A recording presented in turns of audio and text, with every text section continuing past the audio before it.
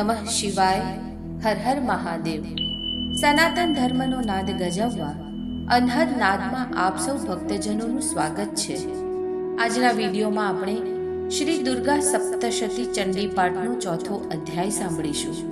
ત્રીજા અધ્યાયમાં આપણે માં ભગવતીએ મહિષાસુરનો કેવી રીતે વધ કર્યો તેની કથા સાંભળી. હવે ચોથા અધ્યાયમાં મહિષાસુરના વધ પછી ઇન્દ્ર આદિ દેવતાઓએ દેવીની જે સ્તુતિ કરી કે જેને સંસ્કૃતમાં શક્રાદય સ્તુતિ કહે છે તેનું ભાવપૂર્વક શ્રવણ કરીશું. જો તમે પહેલીવાર અમારી ચેનલ પર આવ્યા છો તો અમારી ચેનલને જરૂરથી સબસ્ક્રાઇબ કરજો. બોલ શ્રી અંબે માત કી જય. સૌથી પહેલા આપણે દુર્ગા દેવીનું ધ્યાન ધરીશું. સિદ્ધિની ઈચ્છા રાખનારા મનુષ્યો જેમની સેવા કરે છે તથા દેવતાઓ જેમની બધી બાજુએ વીંટળાયેલા રહે છે તે જયા નામના દુર્ગા દેવીનું ધ્યાન કરું છું. તેમના શ્રી અંગોની કાંતિ કાળા વાદળ જેવી શ્યામ છે. તેઓ પોતાના નેત્ર કટાક્ષોથી શત્રુકુળને ભય પમાડે છે. તેમના મસ્તક પર બાંધેલી ચંદ્રરેખા શોભી રહી છે. તેઓ પોતાની ભુજાઓમાં શંખ, ચક્ર, કૃપાણ અને ત્રિશૂળ ધારણ કરે છે. તેમને 3 નેત્રો છે. તેઓ સિંહની કાંધ પર આરૂઢ થયેલા છે અને પોતાના તેજથી 3 લોકોને સભર કરી રહ્યા છે. તેમને મારા નમસ્કાર છે. ઋષિ કહે છે, અત્યંત પરાક્રમી દુરાત્મા મહિષાસુર તથા તેની દૈત્ય સેના દેવીના હાથે હણાઈ ગયા પછી ઇન્દ્ર વગેરે દેવતાઓ પ્રણામ કરવા માટે ગરદન તથા ખભો ઝુકાવીને તે ભગવતી દુર્ગાની ઉત્તમ વચનો વડે સ્તુતિ કરવા લાગ્યા. તે સમયે તેમના સુંદર અંગોમાં અત્યંત હર્ષને કારણે રોમાંચ થઈ આવ્યો હતો. દેવતાઓ બોલ્યા, સમસ્ત દેવતાઓની શક્તિનો સમુદાય એ જ જેમનું સ્વરૂપ છે તથા જે દેવીએ પોતાની શક્તિથી સમસ્ત જગતને વ્યાપ્ત કરી રાખેલું છે તેવા સમસ્ત દેવતાઓના તથા મહર્ષિઓના પૂજનીય જગદંબાને અમે ભક્તિપૂર્વક નમસ્કાર કરીએ છીએ. તેઓ અમારું કલ્યાણ કરે.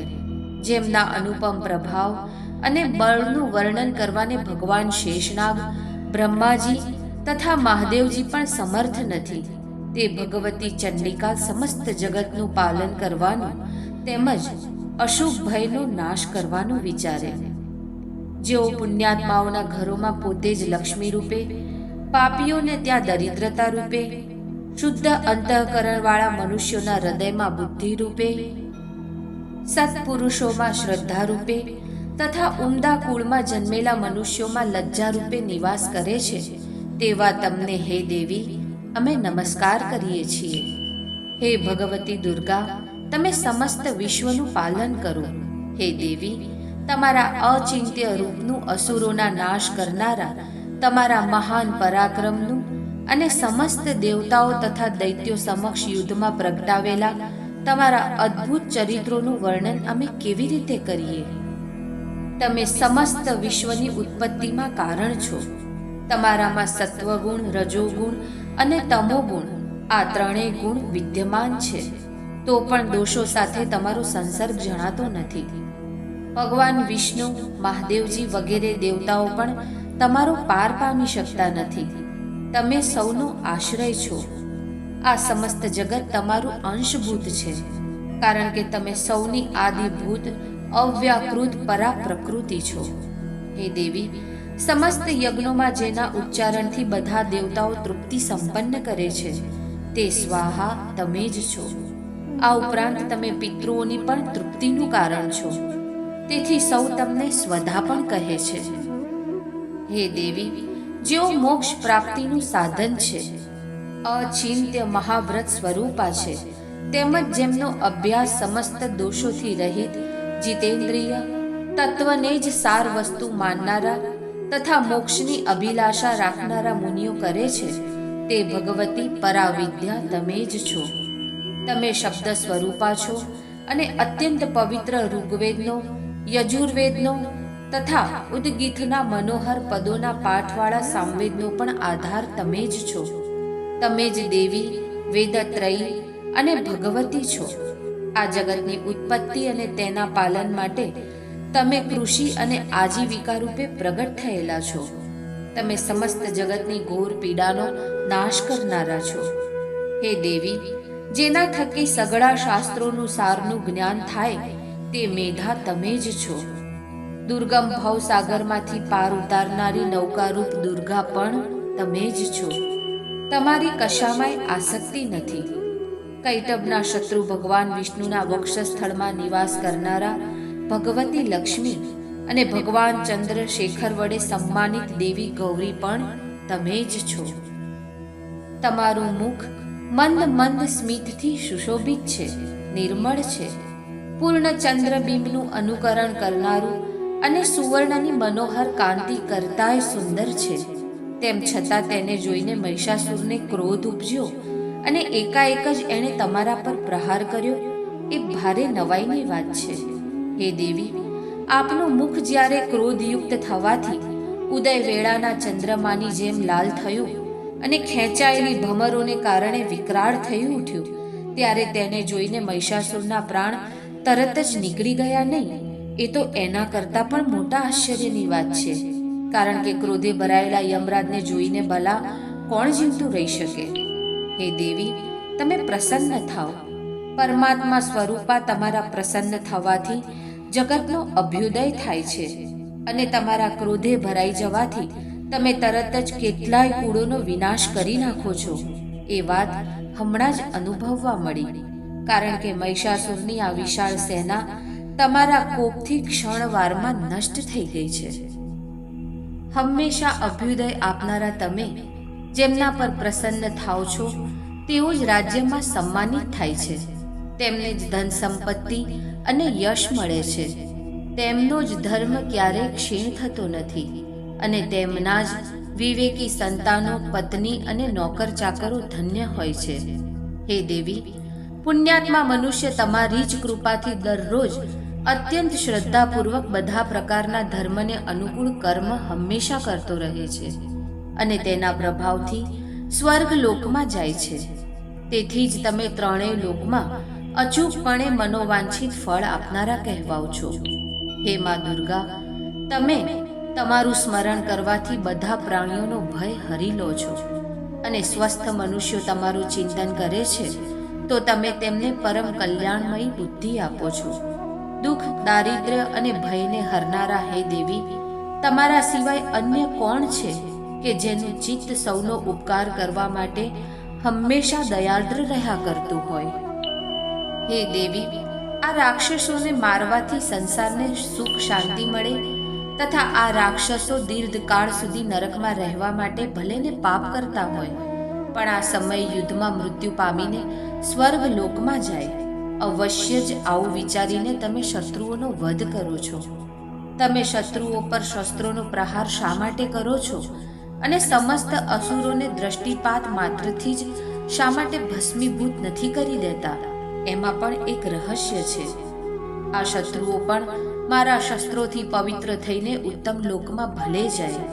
આવો તેમના પ્રત્યેનો તમારો ભાવ અત્યંત ઉત્તમ છે.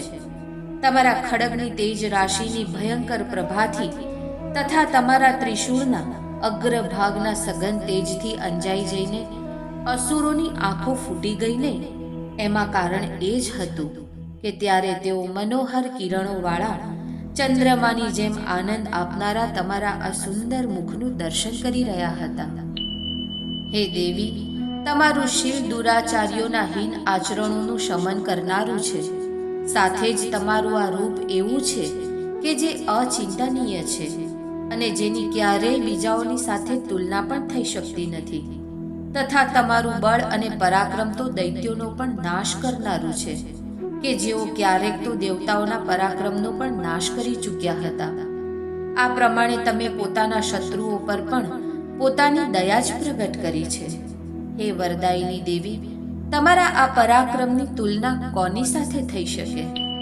તથા શત્રુઓને ભય પમાડનારું તેમજ અત્યંત મનોહર એવું આ રૂપ તમારા સિવાય અન્યત્ર છે પણ ક્યાં? હૃદયમાં દયા અને યુદ્ધમાં નિષ્ઠુરતા, આ બંને વાના ત્રણેય લોકમાં કેવળ તમારામાં જ જોવા મળે છે. હે માં, તમે શત્રુઓનો નાશ કરીને આ સમસ્ત ત્રણેય લોકનું રક્ષણ કર્યું છે. આ શત્રુઓને પણ યુદ્ધભૂમિમાં હણીને સ્વર્ગ લોકમાં પહોંચાડ્યા છે તથા ઉન્મત્ત થયેલા દૈત્યો તરફથી પ્રાપ્ત થતા અમારા ભયને પણ દૂર કરી દીધો છે. તમને અમારા નમસ્કાર છે. હે દેવી, તમે શૂળ વડે અમારું રક્ષણ કરો. હે અંબિકા, તમે ખડગ વડે પણ અમારું રક્ષણ કરો તથા ઘંટનાદ અને ધનુષ્ય ટંકારવથી પણ અમારું રક્ષણ કરો. હે ચંડિકા, પૂર્વ, પશ્ચિમ અને દક્ષિણ દિશામાં તમે અમારું રક્ષણ કરો. અને હે ઈશ્વરી, પોતાનું ત્રિશૂળ ગુમાવીને તમે ઉત્તર દિશામાં પણ અમારું રક્ષણ કરો. ત્રણેય લોકમાં તમારા પરમ સુંદર તેમજ અત્યંત ભયંકર એવા જે રૂપો વિચરતા રહે છે તેમના થકી પણ તમે અમારું અને આ પૃથ્વી લોકનું રક્ષણ કરો. હે અંબિકા, તમારા કર પલ્લવોમાં શોભતા ખડક, શૂળ, ગદા વગેરે જે અસ્ત્ર શસ્ત્રો છે તે બધા થકી તમે બધી બાજુએથી અમારું રક્ષણ કરો. ઋષિ કહે છે, આ પ્રમાણે દેવતાઓએ જ્યારે જગતજનની દુર્ગાની સ્તુતિ કરી અને નંદનવનના દિવ્ય પુષ્પો તેમજ ગંધ, ચંદન વગેરે વડે તેમનું પૂજન કર્યું તથા એ પછી બધાએ મળીને જ્યારે ભક્તિપૂર્વક દિવ્ય સુગંધ સમર્પિત કરી ત્યારે દેવી પ્રસન્ન વદના થયા અને પ્રણામ કરી રહેલા તે બધા દેવતાઓને કહ્યું, હે દેવતાઓ, તમે બધા મારી પાસેથી જે વસ્તુ મેળવવાની ઈચ્છા રાખતા હોય તે માગો. દેવતાઓ બોલ્યા, હે ભગવતી, તમે અમારી બધી ઈચ્છા પૂરી કરી દીધી છે. હવે માગવાનું કંઈ પણ બાકી રહ્યું નથી, કારણ કે અમારો આ શત્રુ મહિષાસુર માર્યો ગયો છે. એમ છતાં પણ હે મહેશ્વરી, તમે અમને જો બીજું કંઈ વરદાન આપવા ઈચ્છો છો તો અમે જ્યારે જ્યારે તમારું સ્મરણ કરીએ ત્યારે ત્યારે દર્શન આપીને તમે અમારા મહાન સંકટ દૂર કરતા રહેજો. તથા હે પ્રસન્ન વદના, જે મનુષ્યો આ સ્તોત્ર વડે તમારી સ્તુતિ કરે તેને ધન, સમૃદ્ધિ અને વૈભવ આપવાની સાથોસાથ તેની ધન તથા પત્ની વગેરે સંપત્તિને પણ વધારવા માટે તમે હંમેશા અમારા પર પ્રસન્ન રહો. ઋષિ કહે છે, હે રાજન, દેવતાઓએ પોતાના તથા જગતના કલ્યાણ માટે જ્યારે દેવી ભદ્રકાળીને આ પ્રમાણે પ્રસન્ન કર્યા ત્યારે તેઓ તથાસ્તુ કહીને ત્યાં જ અંતર્ધ્યાન થઈ ગયા. હે ભૂપાલ, આ પ્રમાણે અગાઉના સમયમાં ત્રણેય લોકનું કલ્યાણ ઈચ્છનારા દેવી જે રીતે દેવતાઓના શરીરમાંથી પ્રગટ થયા હતા તે બધી કથા મેં તમને કહી સંભળાવી. હવે દેવતાઓનો ઉપકાર કરનારા તે દેવી ફરીવાર દુષ્ટ દૈત્યો તથા શુંભ અને નિશુંભનો વધ કરવા માટે તેમજ બધા લોકોનું રક્ષણ કરવા માટે જે રીતે ગૌરી દેવીના શરીરમાંથી પ્રગટ થયા હતા તે બધો વૃત્તાંત તમે મારા મુખેથી સાંભળો. હું તેનું યથાવત વર્ણન કરી તમને કહી સંભળાવું છું. શ્રી માર્કંડેય પુરાણમાં સાવર્ણિક મન્વંતર કથા અંતર્ગત દેવી મહાત્મય માનો ઇન્દ્રાદિ દેવોએ કરેલી સ્તુતિ શક્રાદય સ્તુતિ નામનો ચોથો અધ્યાય પૂર્ણ થાય છે. બોલ શ્રી ભદ્રકાળી માત કી જય. નમઃ પાર્વતી પતય. હર હર મહાદેવ.